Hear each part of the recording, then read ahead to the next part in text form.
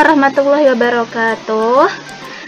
Selamat berjumpa kembali dalam pembelajaran biologi. Sekarang kita udah kelas 3 semua ya. Nah, materi yang pertama itu adalah pertumbuhan dan perkembangan pada tumbuhan.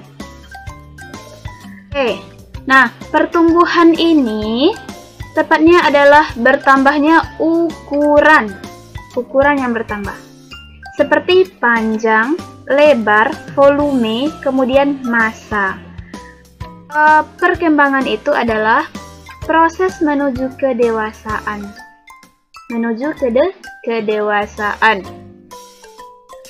Di mana suatu keadaan yang lebih tinggi atau lebih teratur dan lebih kompleks. Kemudian kalau pertumbuhan ini bersifat kuantitatif. Apa artinya itu? Bisa diukur, artinya memiliki satuan dia. Misal, kalau berat misalnya bisa diukur, kemudian kita timbang berat badan, dapat satuannya kilogram. Kalau panjang berapa? Meter atau sentimeter. Nah, kalau perkembangan ini bersifat kualitatif, artinya tidak ada memiliki satuan ukur. Tidak bisa diukur artinya gitu ya. Nah, kalau perkembangan ini bersifat dia reversibel. Apa itu reversibel? Dapat kembali ke keadaan semula. Kalau pertumbuhan irreversibel, artinya tidak dapat kembali ke keadaan semula. Irreversibel. Nah, kalau pertumbuhan ini dapat diukur dengan menggunakan alat auxanometer. Kalau perkembangan tidak dapat diukur. Nah, sudah tahu kan apa beda pertumbuhan dengan perkembangan? Oke, lanjut. Nah, sekarang kita lihat tahap-tahap pertumbuhan itu. Yang pertama adalah perkembangan embrio. Nah, ini apa ini? Gambar apa ini? Siapa tahu? Silahkan kalian komen di kolom komentar ya. Ini adalah biji. Biji ini di dalamnya terdapat embrio. Nah, ini dia embrio. Embrio itu apa, Bu? Embrio adalah calon tumbuhan baru. Calon tumbuhan baru kalau pada tumbuhan kan. Kemudian apalagi bagian-bagian dari biji ini? Ada namanya kotiledon. Mana itu kotiledonnya ini? Kalau pada tumbuhan itu fungsinya sebagai sumber makanan. Jadi embrio ini memperoleh makanan dari kotiledon kalau ia ingin bertumbuh. Kemudian ada lagi selimut biji. Selimut biji yang ini, yang melindungi biji. Nah, itu dia. Kemudian lanjut. Perbedaan biji monokotil dan dikotil. Kita sudah belajar dulu apa perbedaan tumbuhan monokotil dengan dikotil. Kalian udah bisa jawab sendiri. Nah, sekarang bijinya. Biji dikotil dan monokotil. Di antara yang dua ini mana yang dikotil? Ya, betul. Ini dikotil, biji kacang ya. Kacang hijau. Nah, kalau ini biji jagung. Biji jagung itu monokotil. Kalau dikotil itu artinya berkeping 2. Monokotil artinya berkeping 1. Nah, apa saja perbedaannya? Yang pertama, kita lihat dari jumlah kepingnya. Jumlah keping dari biji tersebut. Kalau dikotil dia berkeping 2. Ini berkeping 2. Nah, ini dia gambarnya, berkeping 2. Ini kalau kita keping nih berbelah 2 dia. Nah, kemudian monokotil. Monokotil ini contohnya jagung. Pasti kalian semua pernah lihat biji jagung kan? Nah, ini dia kalau di monokotil itu berkeping 1. Selanjutnya endosperma. Endosperma ini kalau pada dikotil itu tidak memiliki. Nah, tidak ada endospermanya. Coba lihat. Yang ada adalah kotiledon. Ini dia kotiledon. Kemudian kalau monokotil memiliki endosperma. Memiliki endosperma mana dia, Bu? Ini dia. Endosperma dari monokotil. Jadi endosperma itu apa? Endosperma itu adalah sumber makanan atau sumber nutrisi bagi si embrio. Ini kan embrio ini. Embrio ini memperoleh makanan dari sini, dari endosperma ini. kalau dia ingin bertumbuh atau berkecambah misalnya. Nah, selanjutnya embrionya tidak dilindungi kalau pada dikotil, tidak ada dilindungi. Jadi ini tidak ada pelindungnya, sementara kalau pada monokotil ini dilindungi oleh sel udang tuh. Nah, mana dia sel udangnya? Ini dia. Nih, ada sel udangnya. Ya. Selanjutnya sumber makanan. Sumber makanan kalau di kotil itu diperoleh dari kotiledon. Ini dia kotiledon sumber makanannya. Ya. Selanjutnya kalau monokotil itu diperoleh dari endosperma. Ini dia endosperma tadi, endosperma. Nah, itu dia perbedaan dikotil dan monokotil.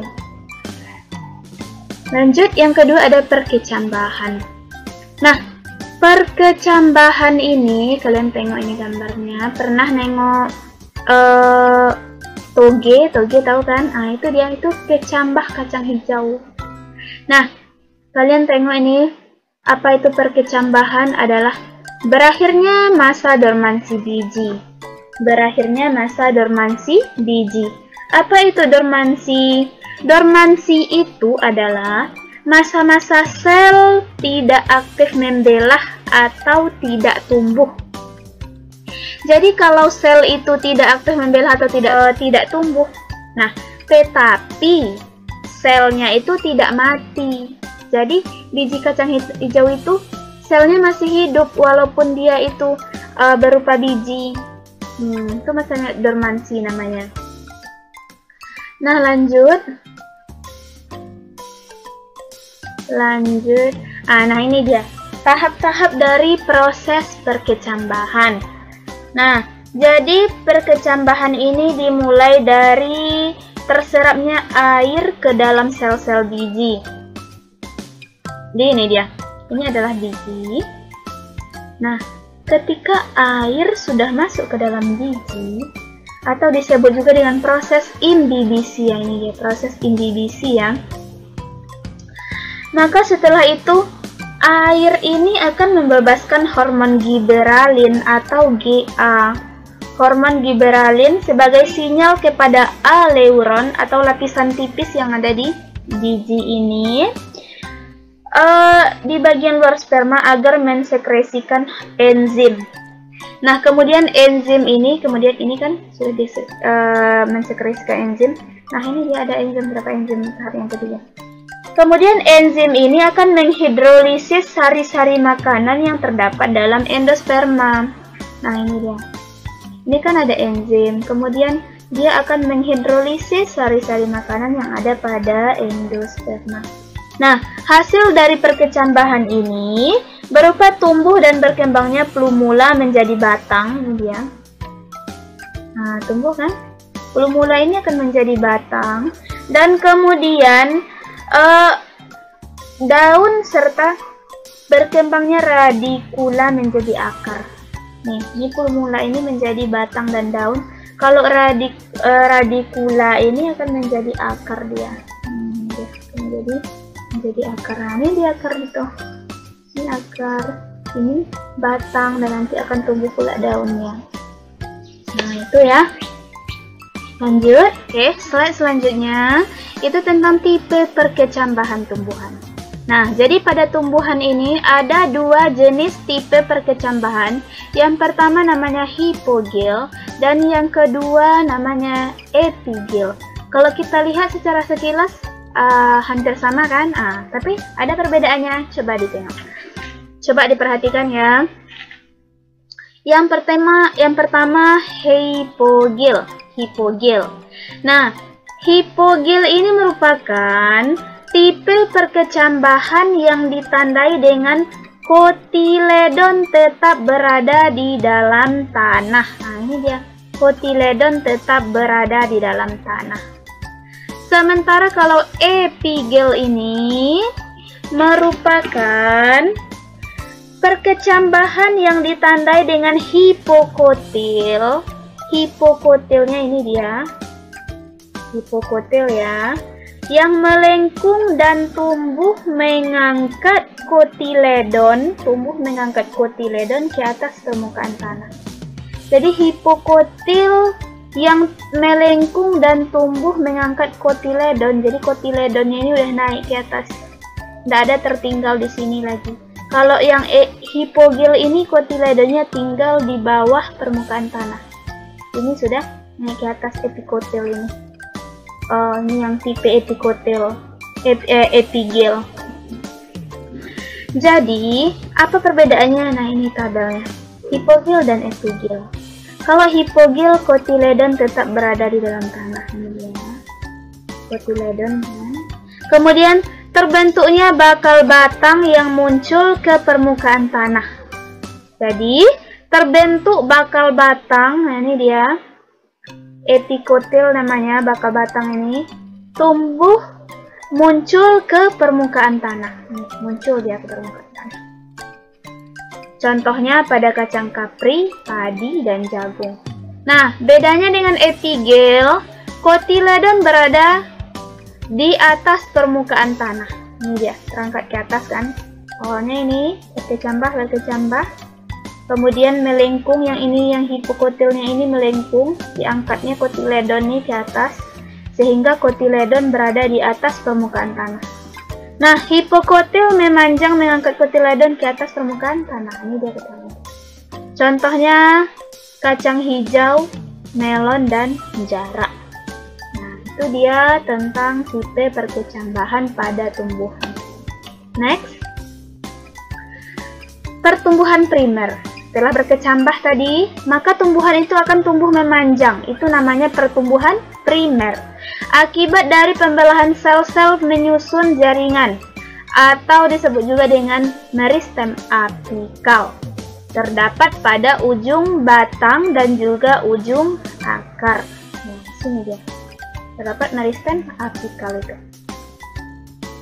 Jadi, jaringan meristem itu apa? Jaringan meristem itu adalah jaringan yang aktif membelah, biasanya terdapat pada ujung, yang menyebabkan terjadinya pertumbuhan primer pada tumbuhan. Oke, next, berbarengan dengan pertumbuhan sekunder. Apa itu pertumbuhan sekunder? Tentu saja batang, akar tumbuhan itu mengalami pertambahan lebar. Nah, gitu. Jari-jari dari lingkarannya ini bertambah terus ini. Jarinya. Itu akibat dari pertumbuhan sekunder. Nah, hasil aktivitas jaringan meristem sekunder berupa kambium dan kambium gabus. Jadi kambium dan kambium gabus lah yang beraktivitas dalam pertumbuhan sekunder ini. Ini adalah penampang melintang suatu pohon yang menunjukkan pertumbuhan sekunder. Nah, ini dia bagian-bagiannya. Mana itu kambiumnya itu? Kambium vaskuler. Nah, ini dia. Tengok panah ke sini. Nah, aktivitas dari kambium vaskuler ini akan membentuk xilem sekunder ke arah dalam dan akan membentuk floem sekunder ke arah luar. Nah, ini dia floem sekunder. Kemudian ada xilem sekunder.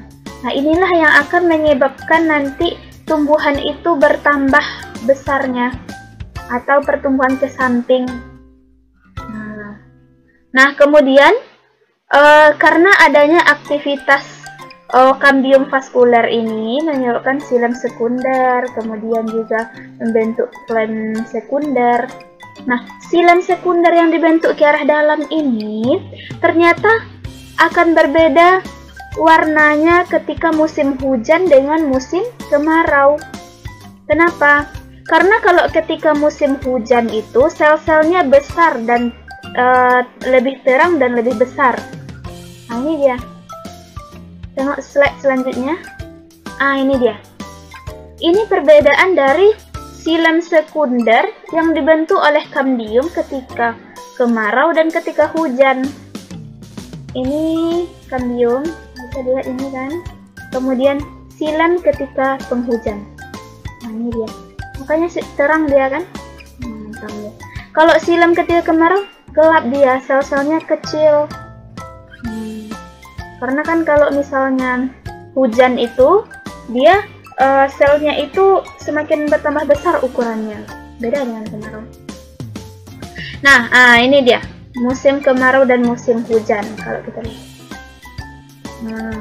Jadi dari sini, dari lingkaran tahun ini kita bisa memprediksi atau melihat berapa umur dari pohon tersebut. Nah, ini gambar aslinya ya. Nah, ini dia. Nah, berapa? Coba bisa dihitung ini. Kalau ini misalnya umur 4 tahun katanya. Itu dari 4. Coba hitung yang lingkaran silamnya itu ketika hujan yang pertama. 1, 2, 3, 4. Dan 4. 1, 2, 3, 4. Nah, makanya dibikin 4 tahun. Karena ada 4. Nah, ini juga bisa dihitung ini berapa sebenarnya. Ini udah banyak nampaknya nih. Karena banyak lingkarannya. Nah, itu dia ya. Lingkaran tahun.